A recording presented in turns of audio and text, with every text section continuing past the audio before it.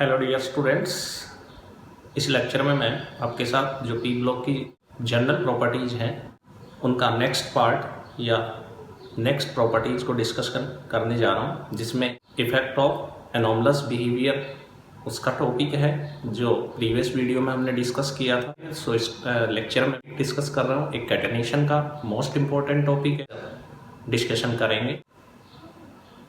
Previous videos के अंदर मैंने आपको बता दिया है कि जो जनरल डिस्कशन है ये मोस्ट इम्पॉर्टेंट है पी ब्लॉक के लिए, क्योंकि इस जनरल डिस्कशन के अंदर पूरे चैप्टर का जीस्ट आ जाता है। जितने भी ब्लॉक्स हैं उनके अंदर आपको सिर्फ एलिमेंट्स चेंज मिलेंगे, पॉइंट ऑफ डिस्कशन सेम रहेंगे हर ग्रुप के अंदर। इसलिए आप इन जो जनरल पॉइंट्स है इनको अच्छे से अगर समझ लेंगे तो फिर आपको अंदर टेक्स्ट में अलग अलग ग्रुप्स के लिए बार बार आपको चीज़ें पढ़ने की ज़रूरत नहीं पड़ेगी।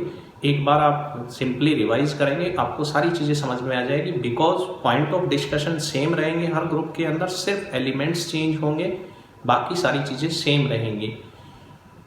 और पी ब्लॉक का मैंने आपको बता दिया बहुत ज़्यादा वेटेज है बोर्ड एग्जामिनेशन में। इसके अलावा पी ब्लॉक से कंपटीशन एग्जामिनेशन, किसी भी तरह का कंपटीशन एग्जाम है उसके अंदर डेफिनेटली क्वेश्चंस आते ही आते हैं, और एक क्वेश्चन नहीं बहुत सारे क्वेश्चंस आते हैं पी ब्लॉक से।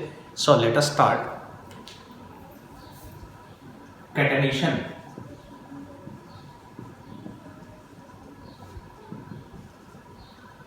What is catenation?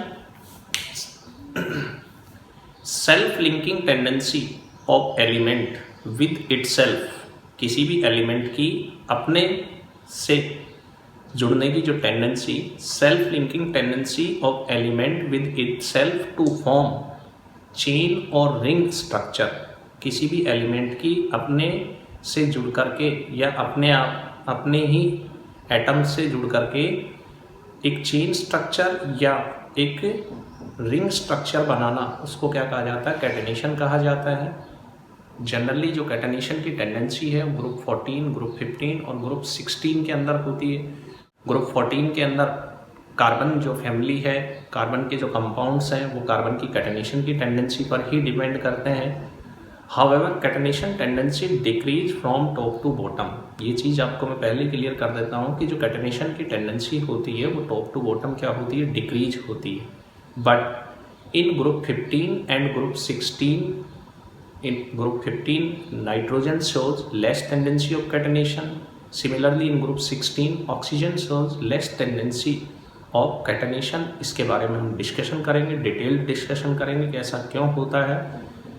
In general catenation tendency decrease down the group में जब ऊपर से नीचे जाएंगे तो कैटेनेशन की जो टेंडेंसी है सेल्फ लिंकिंग से जो चेन या रिंग स्ट्रक्चर बनाने की टेंडेंसी है वो डिक्रीज होती है, या यूँ कहें कि उसके लिए जो एंथैल्पी होती है, बॉन्ड डिसोसिएशन एंथैल्पी, वो डिक्रीज होती जाती है डिफरेंट एलिमेंट्स के लिए। और स्पेशली ये जो टॉपिक पढ़ा जाता है ग्रुप 14, 15 और 16 के लिए पढ़ा जाता है।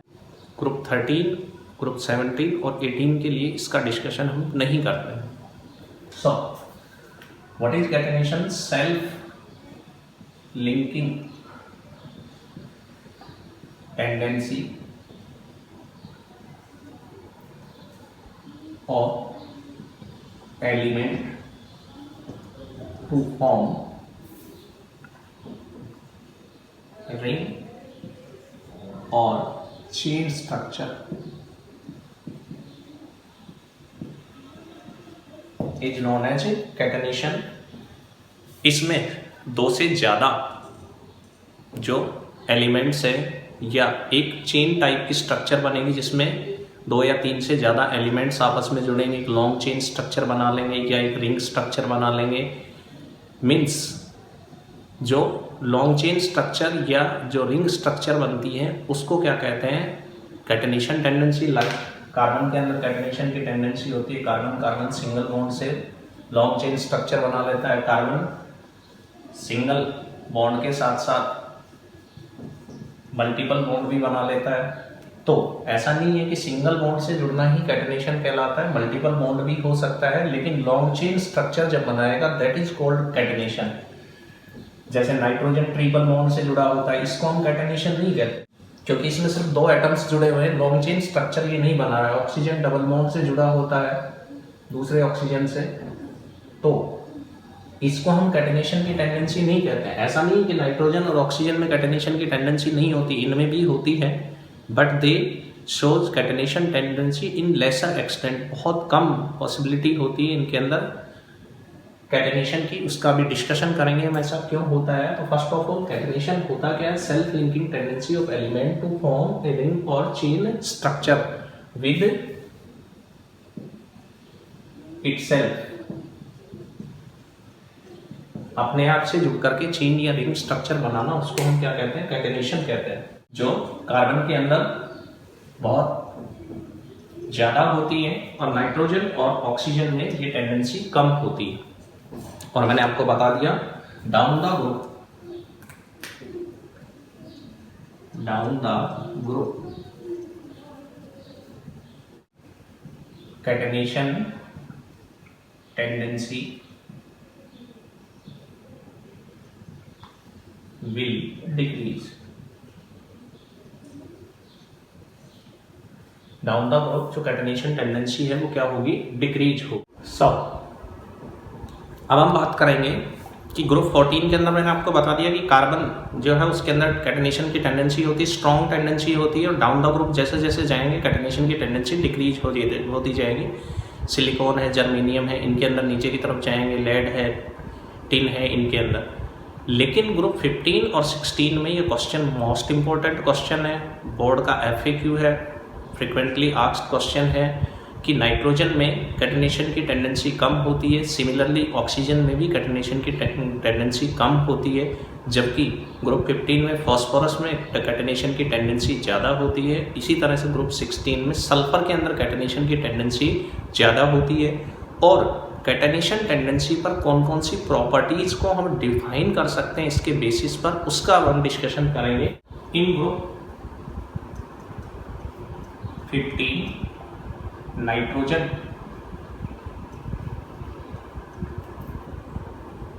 has less tendency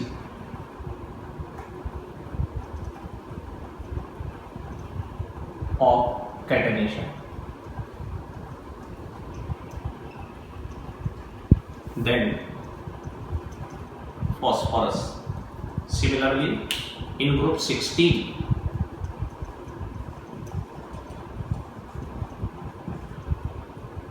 oxygen has less tendency of catenation than sulfur. Generally जो कैटेनेशन है उसको डिफाइन करते हैं हम किससे? Self linking tendency of element with each other by single bond to form a long chain structure. Single bond से जुड़ करके एक लॉन्ग चेन स्ट्रक्चर बनाने की जो टेंडेंसी, या बीच में मल्टीपल बॉन्ड आ जाए कोई, तो भी अगर वो लॉन्ग चेन स्ट्रक्चर बनाता है तो उसको हम क्या कहते हैं? कैटेनेशन कहते हैं। नाइट्रोजन जो है उसमें NN जो सिंगल बॉन्ड होता है इस तरीके से रिप्रेजेंट किया जाता है। इसी तरह से ऑक्सीजन के अंदर जो O सिंगल बॉन्ड होगा उसको इस तरीके से रिप्रेजेंट करेंगे। बिकॉज नाइट्रोजन का जो साइज है वो छोटा होता है, स्मॉलर साइज। नाइट्रोजन का साइज छोटा होता है। साइज छोटा होने की वजह से जो सिंगल बॉन्ड की बॉन्ड लेंथ होती है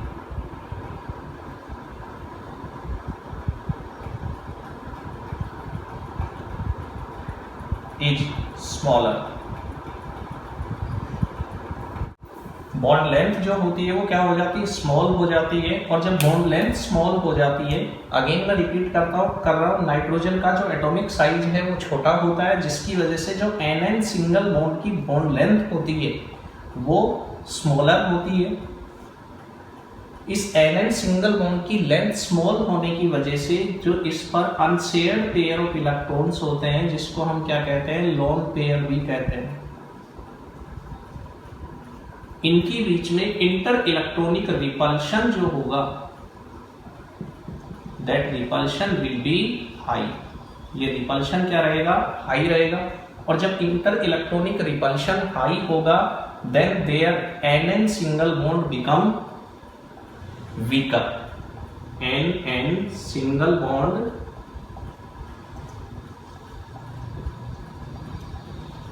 become weaker. ये क्या हो जाएगा, NN सिंगल बॉन्ड वीक हो जाएगा, जिसकी वजह से ये इजीली एग्जिस्ट नहीं करेगा। NN single bond easily exist नहीं कर पाएगा और नाइट्रोजन जो है उसमें कैटेनेशन की टेंडेंसी क्या हो जाएगी, कम हो जाएगी।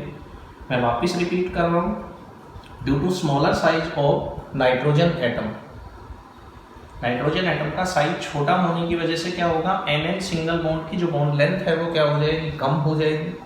जब NN bond length, single bond की बॉन्ड लेंथ कम हो जाएगी तो जो लोन पेयर है या अनशेयर्ड पेयर ऑफ इलेक्ट्रॉन है नाइट्रोजन एटम्स के ऊपर, उनके बीच में जो रिपल्शन होगा, inter electronic repulsion, it become high.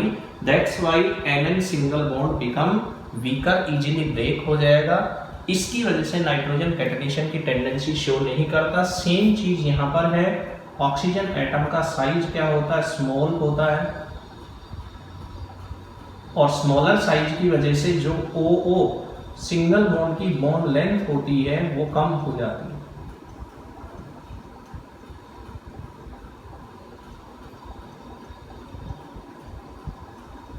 और जब OO सिंगल बॉन्ड की बॉन्ड लेंथ कम हो जाएगी तो यहाँ पर भी जो इंटर इलेक्ट्रॉनिक रिपल्शन रहेगा, इसमें लोन पेयर्स कितने होते हैं, 2 होते हैं, जिससे इंटर इलेक्ट्रॉनिक जो रिपल्शन है वो बहुत ज्यादा हो जाता है, हाई इंटर इलेक्ट्रॉनिक रिपल्शन हो जाए।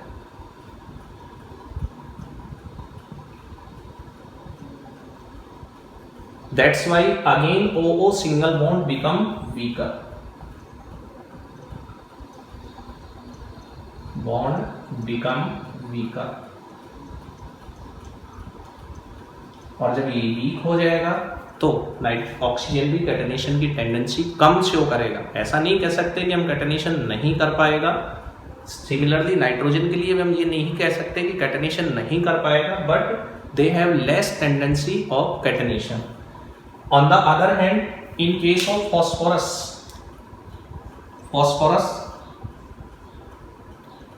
फॉस्फोरस में भी लोन पेयर्स प्रेजेंट होंगे, बट फॉस्फोरस एटम का जो साइज है वो बड़ा होता है, बिगर साइज, जिसकी वजह से बॉन्ड लेंथ जो है वो क्या हो जाती है,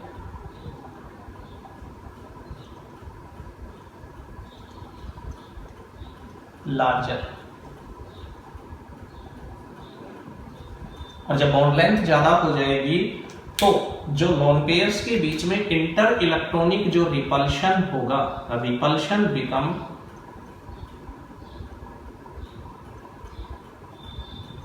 लेस। ये जो रिपल्शन है वो क्या हो जाता है, कम हो जाता है। That's why phosphorus has higher tendency of catenation, जिसकी वजह से फॉस्फोरस में जो कैटेनेशन की टेंडेंसी है वो हाई होती है। इसीलिए फॉस्फोरस जो है वो रिंग टाइप की स्ट्रक्चर बना लेता है, या जो फॉस्फोरस है वो पॉलीमेरिक स्ट्रक्चर के अंदर एग्जिस्ट करता है, P4 मॉलिक्यूल के अंदर, जबकि नाइट्रोजन जो है वो किस में एग्जिस्ट करता है, N2 मॉलिक्यूल की फॉर्म में एग्जिस्ट करता है। सिमिलरली जो ऑक्सीजन होता है वो O2 मॉलिक्यूल की फॉर्म में एग्जिस्ट करता है। और सल्फर में सल्फर SS, यहाँ पर भी आपके पास लोन पेयर्स प्रेजेंट होते हैं, बट बिगर साइज ऑफ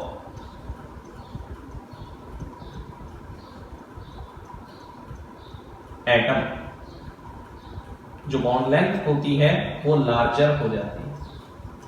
और जब लार्जर बॉन्ड लेंथ हो जाएगी तो जो इंटर इलेक्ट्रॉनिक रिपल्शन रहेगा लोन पेयर्स के बीच में, it become less, inter electronic repulsion कम हो जाता है। That's why sulphur shows high tendency of catenation. For example S8 molecule होता है इसका, पॉलीसल्फाइड्स होते हैं, पॉलीसल्फाइड्स like HSNH, N is number of sulfur atoms। इसी तरीके से पॉली सल्फ्यूरिक एसिड होता है,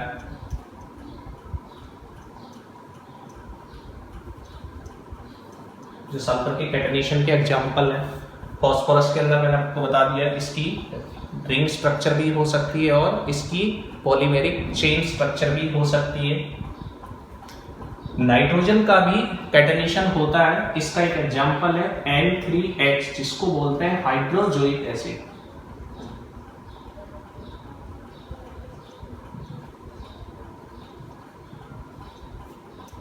हाइड्रोजोइक एसिड जिसके अंदर 3 नाइट्रोजन एटम 3 एटम्स की एक चेन बनती है। मैं यहां पर लिख रहा हूं इसको हाइड्रोजोइक एसिड को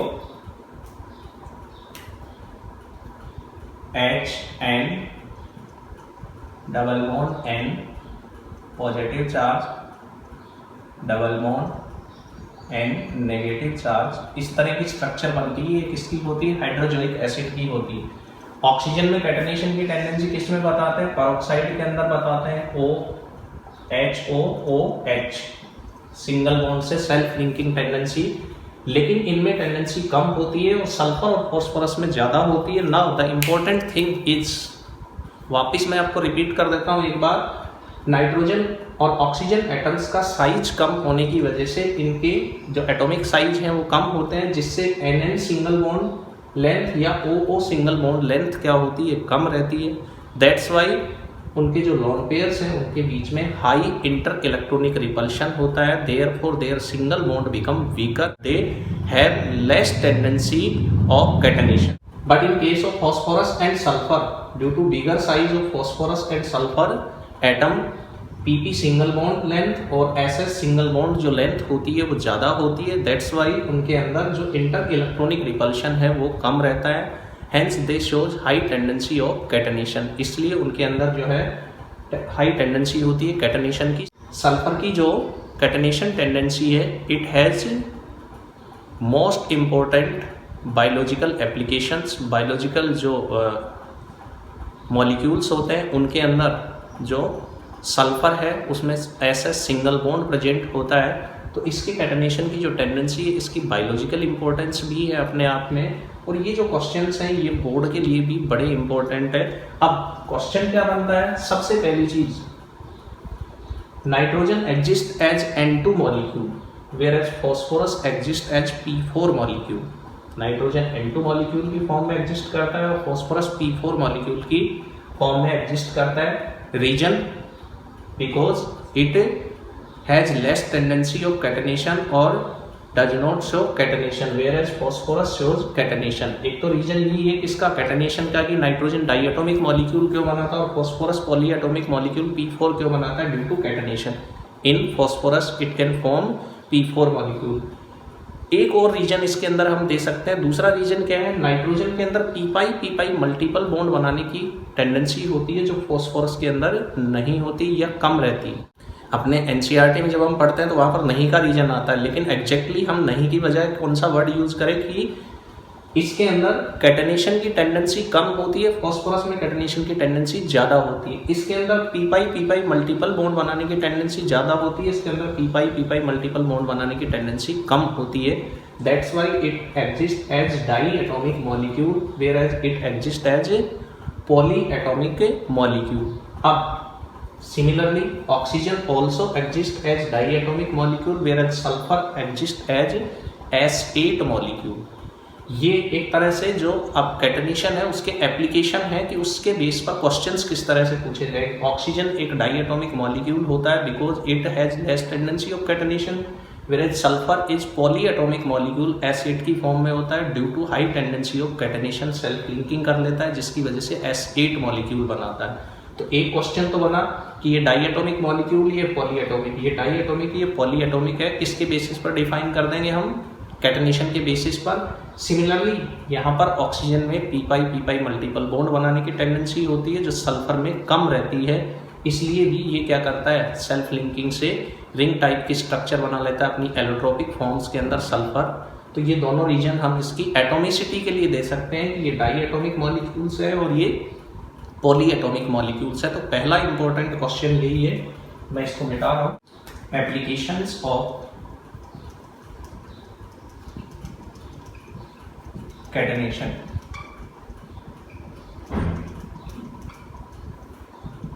नंबर 1, nitrogen and oxygen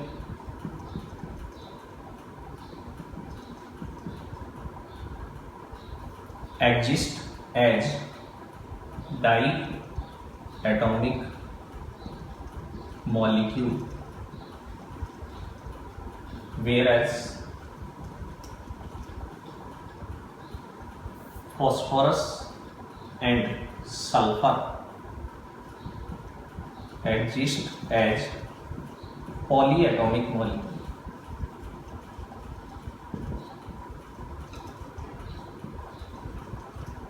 जिसको मैंने आपको डिफाइन कर दिया।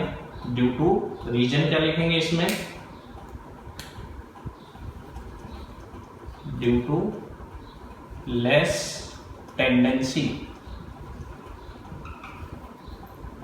Of catenation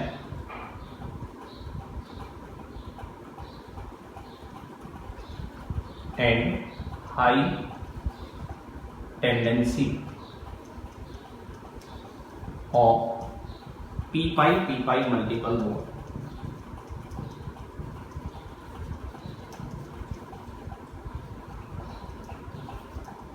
N2 and O2 exist as diatomic molecule.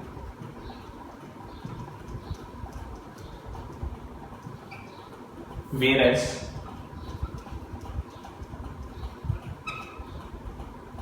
high tendency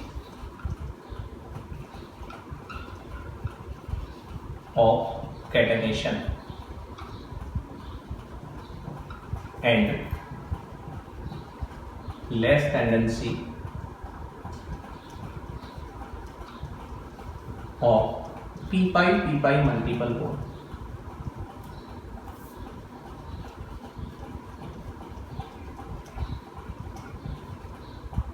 P4 and S8 exist as polyatomic molecule.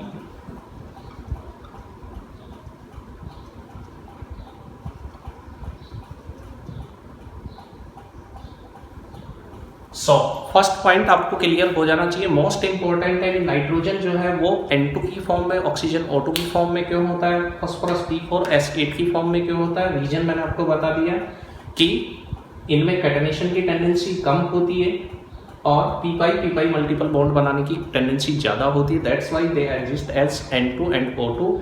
इनमें कैटेनेशन की टेंडेंसी ज़्यादा होती है और p-pi मल्टीपल बॉन्ड बनाने की टेंडेंसी कम होती है। That's why they exist as polyatomic molecule P4 और S8।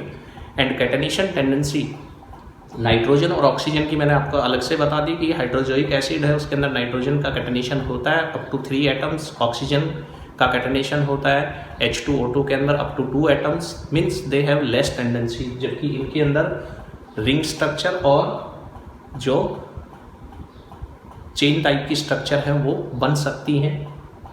साथ ही नाइट्रोजन जो है उसमें NN एटम्स के बीच में ट्रिपल बॉन्ड प्रेजेंस होने की वजह से, NN ट्रिपल बॉन्ड की प्रेजेंस की p-pi मल्टीपल बॉन्ड की वजह से होता है। इट हैज लेस रिएक्टिविटी, इसकी रिएक्टिविटी जो है वो क्या होती है, कम होती है।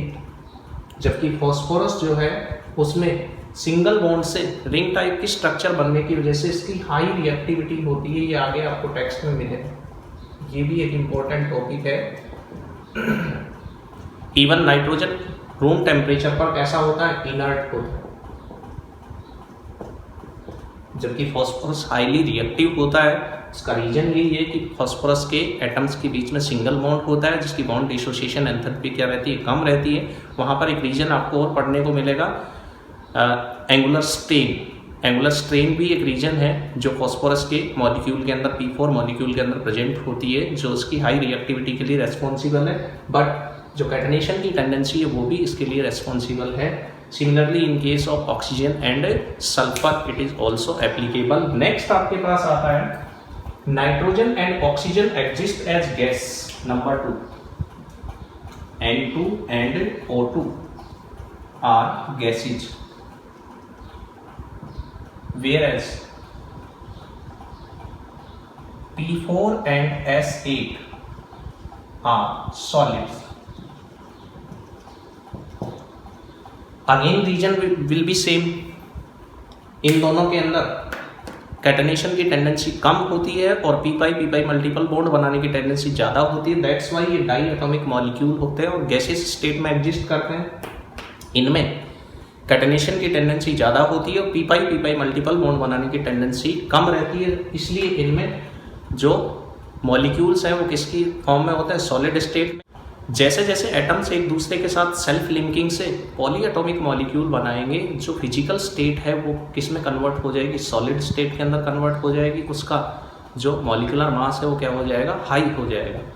सो दूसरा जो इम्पोर्टेंट क्वेश्चन है वो ये है कि नाइट्रोजन ऑक्सीजन गैसेज हैं, where P4 and S8 are solids. Again the reason is same, जो यहाँ पर लिखा है वही रीजन आप इसके अंदर दे सकते हैं।